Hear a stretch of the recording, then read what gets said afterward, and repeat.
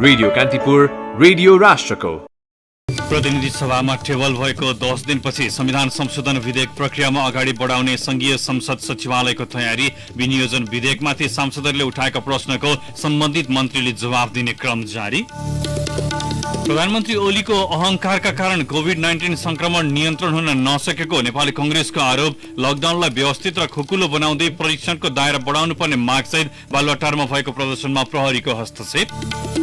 अमेरिकाको मिनियापोलिसमा एक अश्वेत नागरिकको हत्या अभियोगमा पक्राउ परेका प्रहरीलाई $12,50,000 रिहा गर्न अदालतको आदेश। र राष्ट्रिय खेलकुद परिषद राखेपद्वारा व्यक्तिगत खेलको प्रशिक्षण तत्काल सुरु गराउँदै सामूहिक खेलको प्रशिक्षणका लागि सरकारसँग अनुमति माग। नमस्कार, कान्तिपुर डायरीबाट साथै दिवा अनि तेजेन्द्रको समाचार अब विस्तारमा।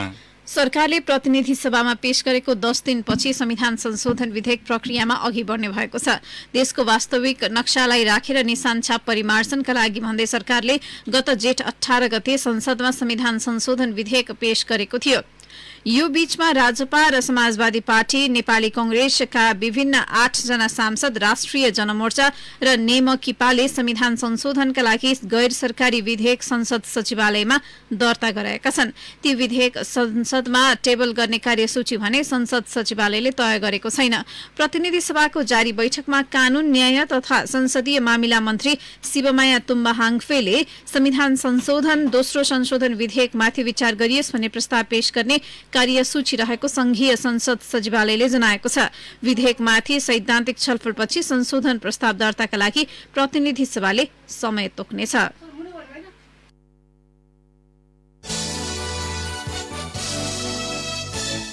प्रतिनिधि सभामा विनियोजन विधेयक अन्तर्गत विभिन्न मन्त्रालयगत शीर्षकहरूमाथि सांसदहरूले उठाएका प्रश्नको सम्बन्धित मन्त्रीले जवाफ दिने क्रम जारी छ। बैठकमा अर्थ तथा संचार एवं सूचना प्रविधि, ऊर्जा, जलस्रोत तथा सिंचाई, शिक्षा, विज्ञान तथा प्रविधि, संघीय मामिला तथा सामान्य प्रशासन मन्त्रीले विनियोजन विधेयक अन्तर्गत विभिन्न शीर्षकमा सांसदहरूले उठाएका प्रश्नको जवाफ दिनुभएको छ। अहिले परराष्ट्र मन्त्रीले जवाफ दिइरहनु भएको छ। आजै गृह र रक्षा मन्त्रालयका शीर्षकहरूमाथि सम्बन्धित मन्त्रीले जवाफ दिने कार्यसूची छ। प्रधानमन्त्री तथा मन्त्री परिषदको कार्यालय, राष्ट्रिय योजना आयोगको सचिवालय, राष्ट्रपति र उपराष्ट्रपतिको कार्यालयबारे विभिन्न शीर्षकमाथि सांसदहरूको जिज्ञासाबारे भने प्रधानमन्त्री केपी शर्मा ओलीले भोलिको बैठकमा मात्र जवाफ दिनुहुने भएको छ। पहिलो दिन हिजो विभिन्न 13 वटा मन्त्रालय अन्तर्गत विनियोजित रकममाथि सांसदहरूले उठाएका प्रश्नको सम्बन्धित मन्त्रीले जवाफ दिएका थिए। राष्ट्रिय सभाको बैठक पनि आजै बसेको छ।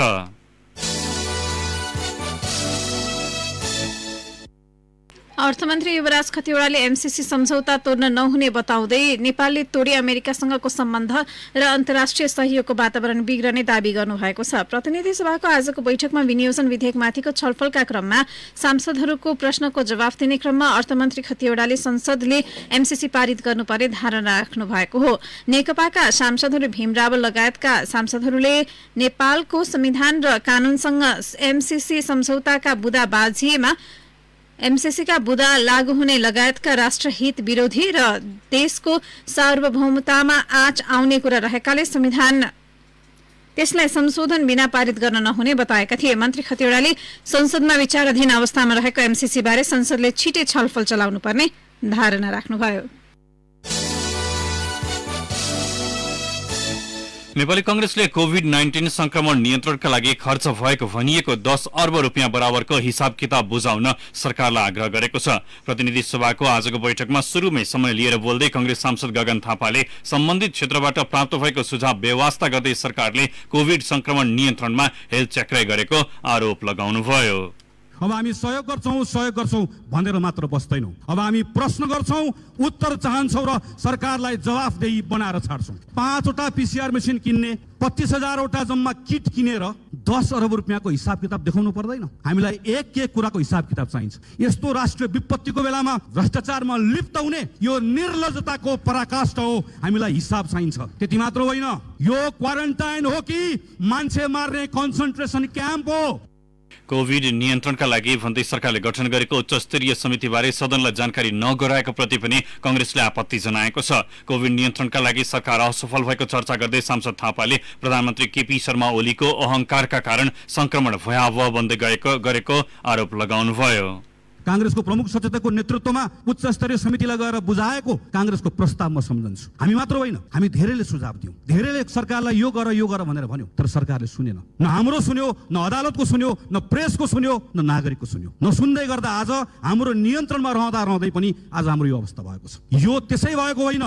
यसको दोष कसको? के कानूनले गर्दा रोकेको? के ढुकुटीमा पैसा नभएर रोकिएको? के कांग्रेसले रोकेको? के अदालतले रोकेको? कसले रोकेको? यो रोकेको केवल सबै कुरा म जान्दछु भन्ने प्रधानमन्त्रीको अहंकारले रोकेको, सरकारको अकर्मण्यताले रोकेको, सरकारको असक्षमताको कारणले गर्दा आज हामीले यो अवस्था बेहोर्नु परेको छ। त्यसैले यो सरकारले कोरोनाको लडाईबाट अब हामीलाई पार लगाउन सक्दैन। प्रमुख प्रतिपक्षी कांग्रेसले सरकारको स्पष्ट जवाब नआए सदनदेखि सडकसम्म विरोधका कार्यक्रम ल्याउने चेतावनी पनि दिएको छ।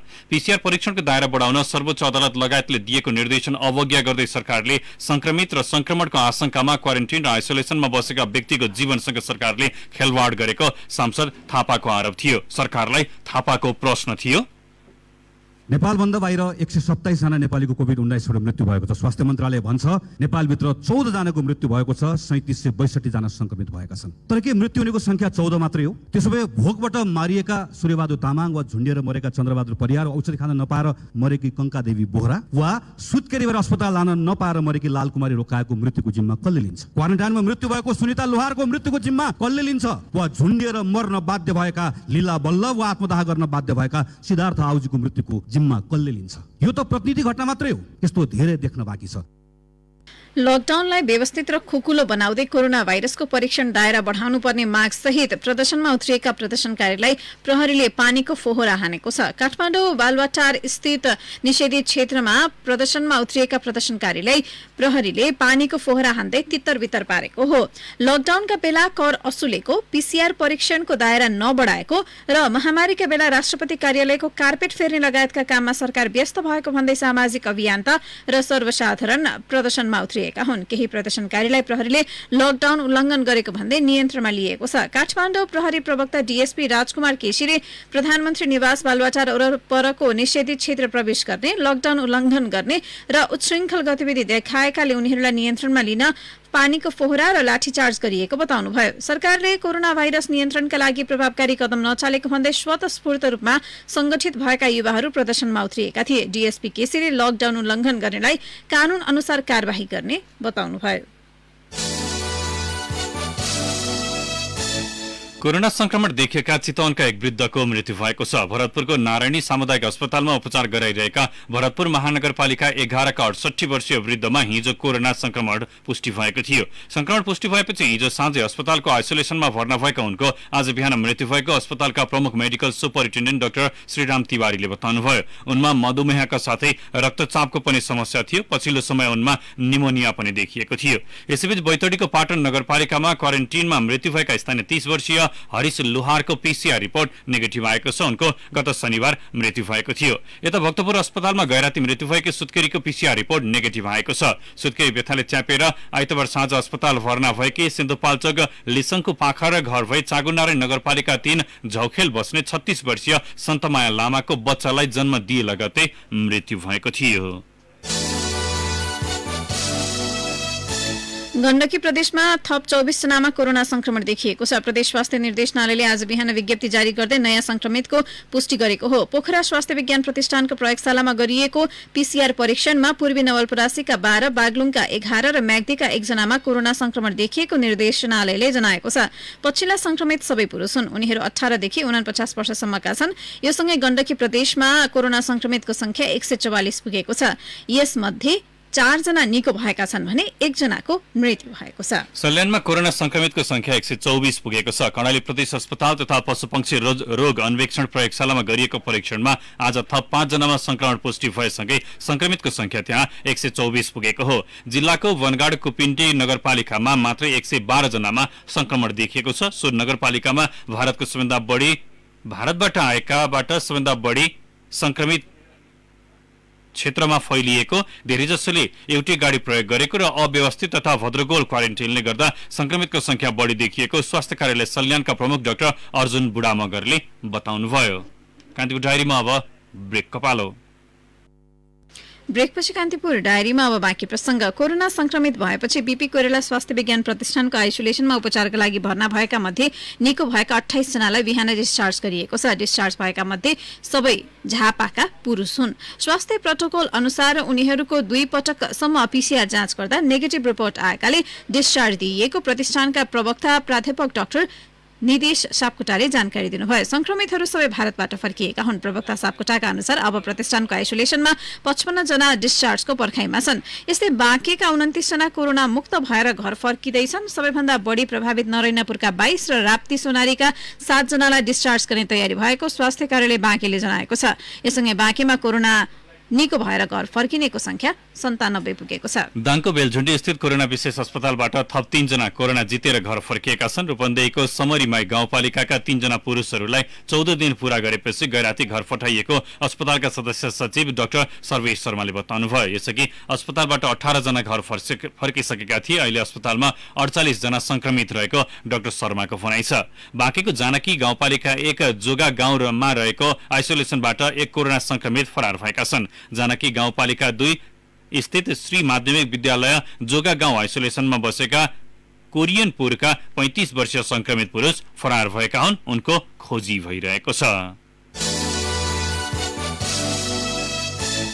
रूपन्देहीमा भएको सामूहिक हत्याकाण्डको अनुसन्धानका लागि प्रहरीले वरिष्ठ प्रहरी उपरीक्षक एसएसपी को कमाण्डमा 3 सदस्यीय समिति गठन गरेको छ।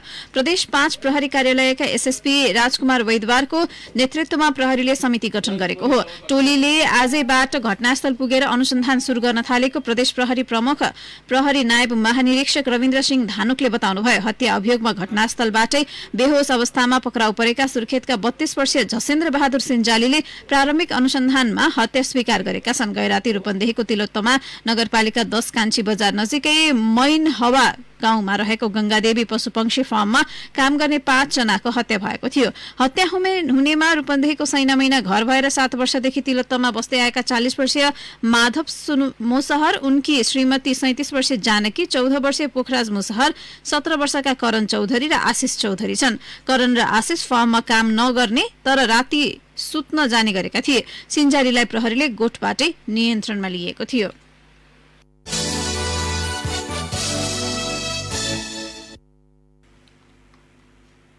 सरकारी न्याय सेवा समूहका वरिष्ठ सचिवद्वय उदयराज सापकोटा र घनराज गेवालीलाई सचिवमा बढुवा गरेको छ। सामान्य प्रशासन समूहतर्फ रिक्त सचिवमा सहसचिव विष्णु नेपाललाई बढुवा गरिएको छ। मन्त्री परिषदको हिजोको बैठकले न्याय सेवा आयोगको सिफारिसमा न्याय सेवातर्फका रिक्त 2 सचिवमा सापकोटा र गेवालीलाई ल्याएको हो। लोकसेवा आयोगका अध्यक्ष उमेश मैनालीको संयोजकत्वमा रहेको बढुवा समितिले सामान्य प्रशासन समूहको रिक्त सचिवमा पदोन्नति गर्न गोकर्णमडी दुवाडी, मानबहादुर बिके र विष्णु नेपालको नाम सिफारिस गरेको थियो। मन्त्री परिषदले तेस्रो नम्बरमा सिफारिस भएका नेपाललाई बढुवा गरेको हो। अब अन्तर्राष्ट्रिय प्रसंग।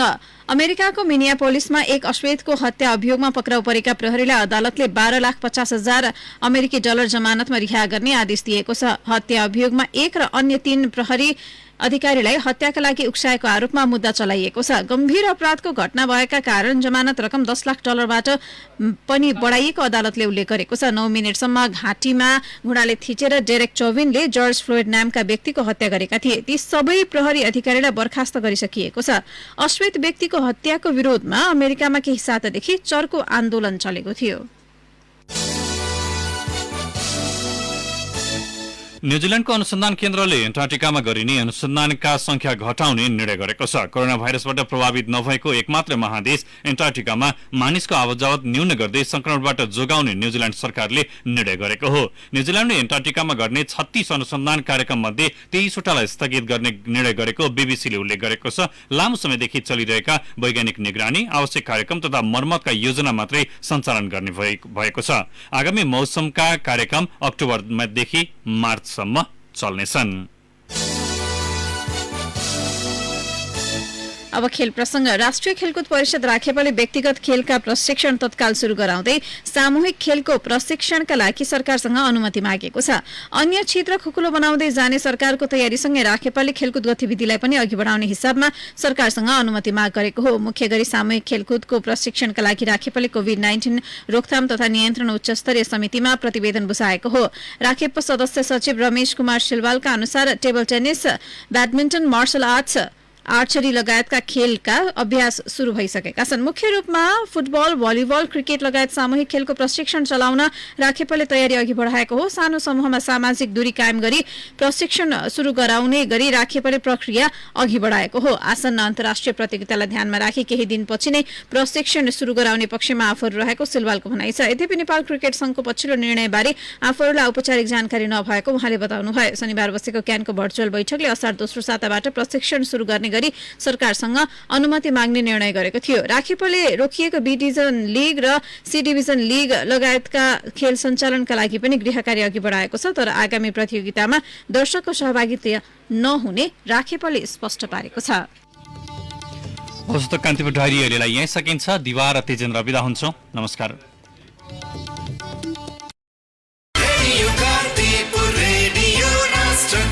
सूचना र मनोरञ्जनको संवाहक रेडियो राष्ट्रको रेडियो कान्तिपुर।